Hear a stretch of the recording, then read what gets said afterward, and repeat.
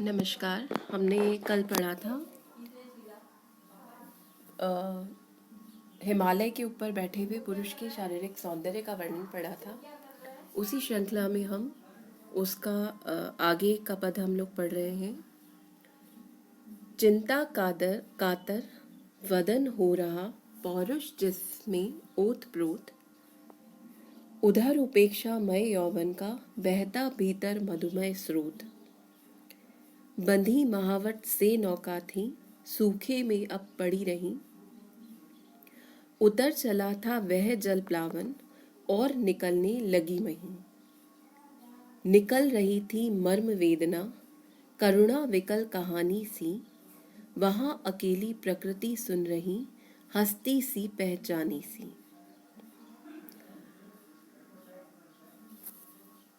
प्रसाद कहते हैं, चिंता कातर वदन हो रहा पौरुष जिसमें ओतप्रोत। उस शक्तिशाली पुरुष का मुख यद्यपि एकाकी होने के कारण, संपूर्ण संसार के विनष्ट हो जाने के कारण, चिंता के कारण व्याकुल हो रहा था, परंतु फिर भी पौरुष जिसमें ओतप्रोत, यद्यपि उसका मुख जो था, वदन मतलब मुख, उसका मुख भले ही चिंता से कातर हो रहा था, दीन हो रहा था, उग्र व्यग्र हो रहा था, परेशान हो रहा था, उद्विग्न हो रहा था, व्याकुल हो रहा था, परंतु फिर भी वह पुरुष पुरुषार्थ और पराक्रम की भावना से परिपूर्ण था। उधर उपेक्षामय यौवन का बहता भीतर मधुमय स्रोत। इसके अतिरिक्त उसकी युवावस्था के अनुरूप उसके हृदय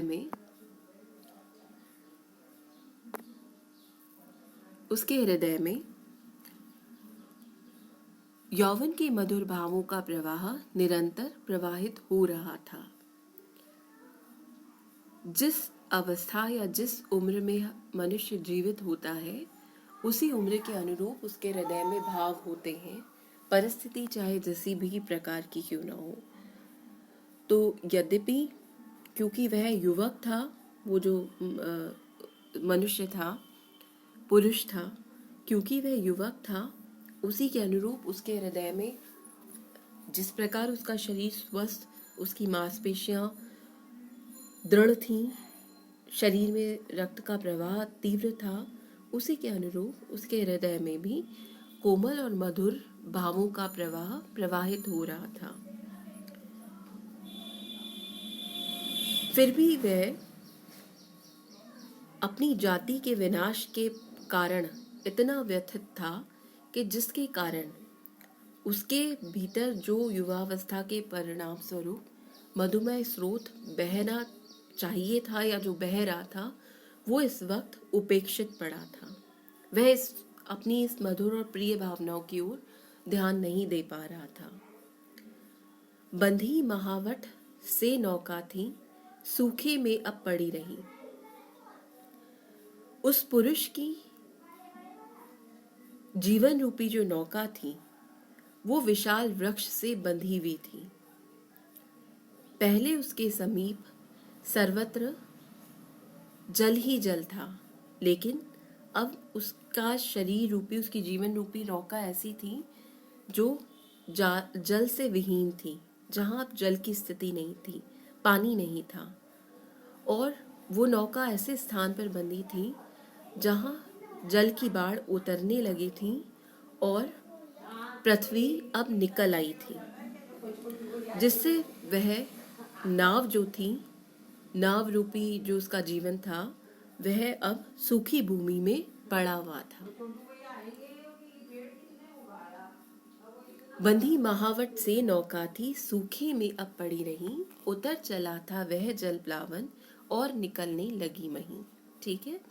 चिंता कातर वदन हो रहा पौरुष जिसमें ओतप्रोत, उतर उपेक्षा मय यौवन का बहता भीतर मधुमय स्रोत। कि उसके मुख पर चिंता थी, परंतु इसका अर्थ ये कतई नहीं था कि उसमें पुरुषार्थ की सामर्थ्य नहीं था। उसमें पौरुष और सामर्थ्य और पराक्रम से वह भरपूर था, और उसके हृदय में प्रेम या मधुर भावनाओं का जो स्रोत था वो पास के विनाश के कारण अब उपेक्षित हो गया था, सूख गया था। वह उन भावनाओं की ओर उतना ध्यान नहीं दे पा रहा था। बंधी महावट से नौका थी, सूखे में अब पड़ी रही। उसकी जीवन रूपी जो नौका थी वो महान वृक्ष से बंधी हुई थी, और वो नौका अब सूखे में पड़ गई थी, क्योंकि प्रलय की स्थिति समाप्त हो गई थी। भूमि जल से विहीन हो गई थी। जल का जो प्लावन था, जल का जो आवेग था, वह अब निकल चुका था, बह चुका था, उतर चुका था, और स्थान स्थान पर धरती दिखाई देने लगी थी। निकल रही थी मर्म वेदना, करुणा विकल कहानी सी, वहां अकेली प्रकृति सुन रही, हस्ती सी पहचानी सी। अब उस पुरुष के हृदय की गहन वेदना अभी तक उसके हृदय में ही छिपी हुई थी, परंतु अब वह अपनी करुण भावनाओं से व्याकुल कर देने वाली कहानी के समान हृदय से वेदना के रूप में, शब्दों के रूप में, शब्दों का रूप धारण करके बाहर निकलने लगी। परंतु वहां अकेली प्रकृति सुन रही, परंतु अब उसकी हृदय की व्यथा को बांटने के लिए उसका कोई साथी या उसका कोई प्रियजन शेष नहीं था। उसकी इस वेदना को सुनने वाला कोई नहीं था। केवल प्रकृति ही उसकी इस कहानी को सुन रही थी, जिससे उसका प्राचीन परिचय था, हस्ती सी पहचानी सी। और वो उसकी कथा को सुनकर ऐसा लग रहा था मानो हंस रही हो।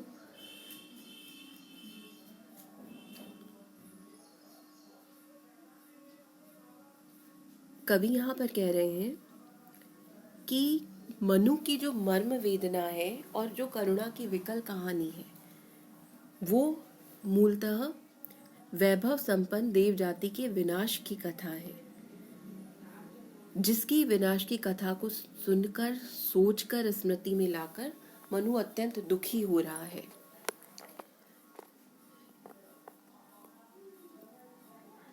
करुणा विकल कहानी में विशेषण विपर्य अलंकार है, क्योंकि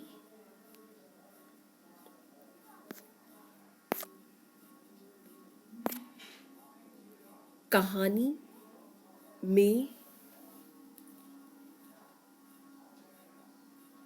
कहानी जो है वो कभी करुणा से विकल नहीं होती, अपितु कहानी कहने वाला या सुनने वाले जो पाठक या श्रोता हैं, वही उनकी करुणापूर्ण अंशों को सुनकर व्याकुल होता है। करुणा विकल कहानी विकल नहीं होती। कहानी के भावों को सुनकर श्रोता या पाठक व्याकुल होता है, इसलिए यहाँ पर विशेषण विपर्य अलंकार है। हंसती हुई प्रकृति को कहकर यहाँ पर कवि मानवीकरण अलंकार का प्रयोग करते हैं। ओ चिंता की पहली रेखा, अरि विश्व वन की व्याली, ज्वालामुखी स्फोट के भीषण प्रथम कंपसी मतवाली। व्याली सर्पिणी, ज्वालामुखी सभी जानते हैं, वह पहाड़ जिसकी चोटी के पास से गर्म लावा, गैस आदि बाहर निकलते हैं। स्फोट फूटकर, कंप कांपना। ओ चिंता की पहली रेखा, अरि विश्व वन की व्याली, ज्वालामुखी स्फोट के भीषण प्रथम कंपसी मतवाली। कवि कहते हैं वैभव संपन्न और विनाश के भय से निश्चिंत देव जाति के मनु को आज अपनी जाति के विनाश के कारण पहली बार चिंता का अनुभव होता है, क्योंकि अब उसको ये ज्ञात हो चुका है कि वह जीवित है। अन्य सभी की मृत्यु हो चुकी है, अन्य कोई उसके पास नहीं है। उसे ये पूर्ण रूप से ज्ञान हो गया कि उसके सभी साथी, उसके प्रिय, उसके सुख के साथी सभी अब नष्ट हो चुके हैं, मृत्यु को प्राप्त हो चुके हैं। अतः जीवन के सत्य को अनुभूत करके प्रथमतः पहली बार उसको अपने जीवन के प्रति, भविष्य के प्रति चिंता का अनुभव होता है। इसलिए वे चिंता के मनोभाव को संबोधित करके कहते हैं, हे चिंता, तू आज प्रथम बार मेरे मस्तिष्क में उत्पन्न हुई है, परंतु तू अत्यंत भयंकर है, क्योंकि इस संसार रूपी वन में तू सर्पणी के समान भय उत्पन्न करने वाली है। अर्थात जिस प्रकार किसी सर्पणी के छिपे रहने के भय से किसी वन में स्वच्छंदता पूर्वक विचरण नहीं किया जा सकता, उसी प्रकार तेरे कारण इस संसार में आनंदपूर्ण जीवन यापन करना कठिन है।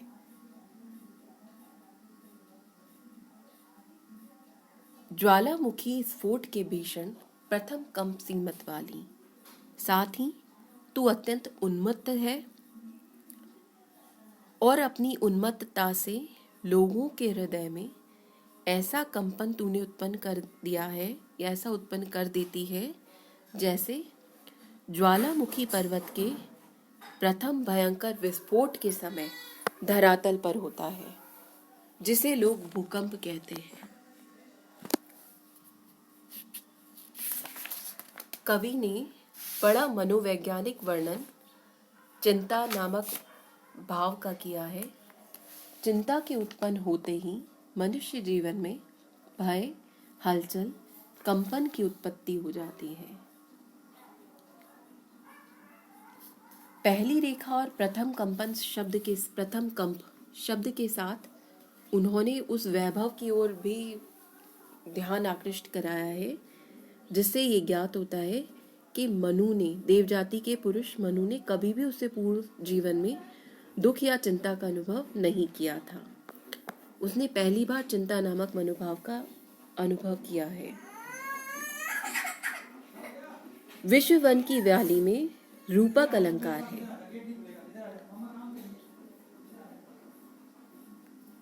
हे अभाव की चपल बालिके, री ललाट की खल लेखा, हरी भरी सी दौड़ धूप, ओ जल माया की चल रेखा।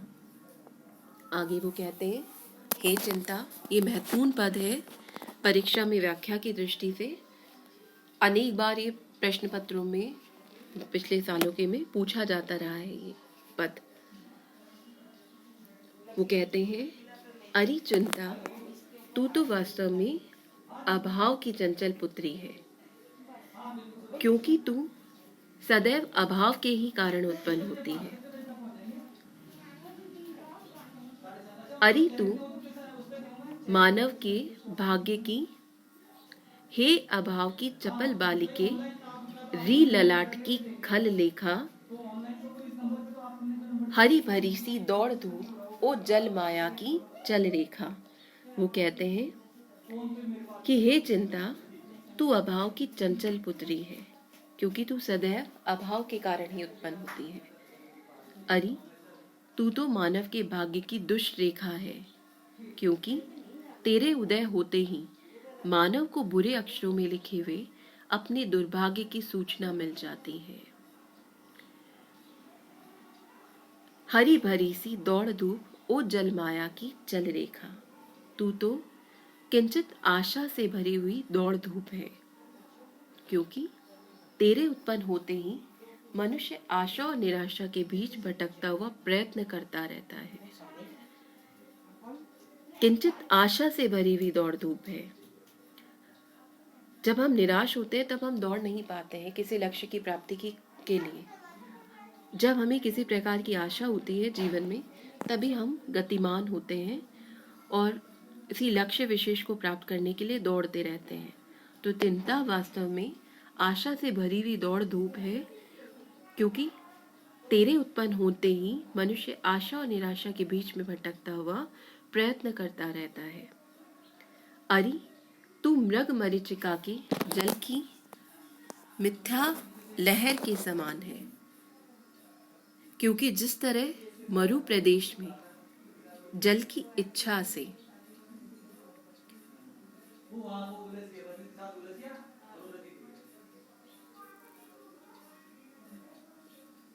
प्यासा मृग सूर्य की किरणों के उत्पन्न होने वाले जल के आभास को सत्य मानकर